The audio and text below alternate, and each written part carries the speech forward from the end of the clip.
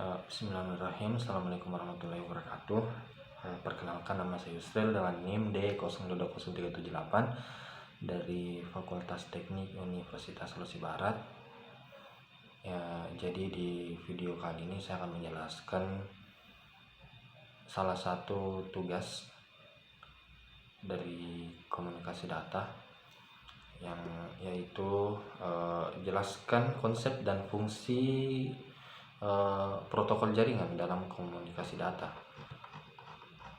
Jadi protokol jaringan sendiri ialah sistem yang mengatur komunikasi, hubungan, dan perpindahan data yang ada pada sebuah komputer dan jaringan.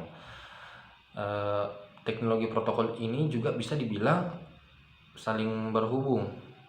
Semisal perangkat pengirim dan penerima itu bisa saling komunikasi dan bertukar informasi. Awalnya itu protokol hanya digunakan untuk menghubungkan beberapa mode saja. Namun seiring berjalannya waktu, seiring berkembangnya internet, muncul beberapa jenis protokol yang berbeda. Untuk menghindari ketidakcocokan jenis protokol jaringan yang lain, muncullah sebuah standar protokol yang sering juga dikenal dengan Open System Interconnection atau yang biasa kita sebut dengan OSI. Nah, OSI ini berperan sebagai konsep dasar dan referensi teori cara protokol bekerja. Untuk saat ini, TCP atau IP adalah standar protokol yang sering digunakan dan diterima secara umum. Sesuai dengan namanya, protokol jaringan juga bisa diterapkan dengan jaringan apapun, mulai dari jaringan perangkat lunak atau software, atau jaringan perangkat keras atau yang biasa kita sebut dengan hardware. Nah, contoh sebuah protokol jaringan adalah ketika Anda mencoba untuk mengakses atau membuka isi web melalui browser pada komputer. Nah, itu adalah salah satu contoh protokol jaringan.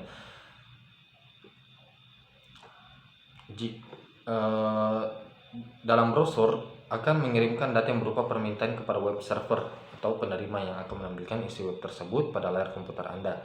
Sebelum browser Anda mengirim data pada web server, permintaan tersebut akan melewati berbagai protokol yang ada pada browser dan server tersebut. Nah, jadi itu adalah salah satu pengertian serta konsep dari protokol jaringan.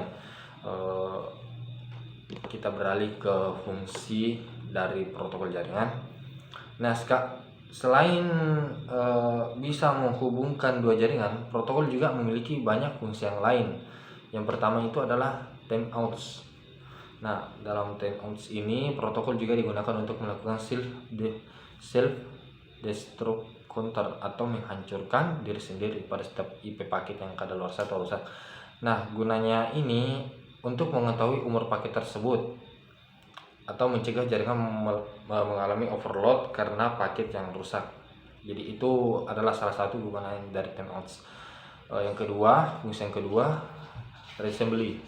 Nah, saat data masuk pada jaringan komputer atau jaringan protokol, informasi yang terkirim akan dipecah menjadi beberapa paket yang berbeda. Ini dilakukan untuk menghindari ukuran paket yang terlalu besar. Nah, karena pecahan paket tidak dikirimkan secara beruntun, fungsi reassembly adalah untuk menyusun ulang paket tersebut saat tiba di jaringan penerima.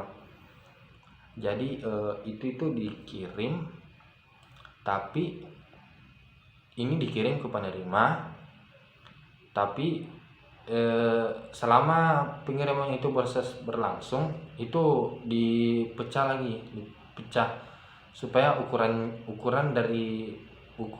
untuk pengirimnya ini tidak terlalu besar gitu. Itu adalah gunanya reassembly. Fungsi yang ketiga, options protokol juga bisa digunakan untuk mengizinkan komputer pengirim untuk memutuskan bagian dari paket yang akan didapatkan oleh komputer penerima.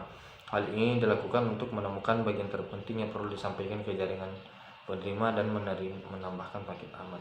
Jadi itu adalah salah satu fungsi dari options. Fungsi selanjutnya, flow control. Protokol jaringan juga berfungsi untuk mengatur perjalanannya data dari transmitter dan receiver satu persatu untuk membantu membatasi jumlah data yang terkirim. Flow control juga menentukan proses transfer informasi antar pengirim dan penerima serta mengaktifkan dan menonaktifkan transmisi informasi.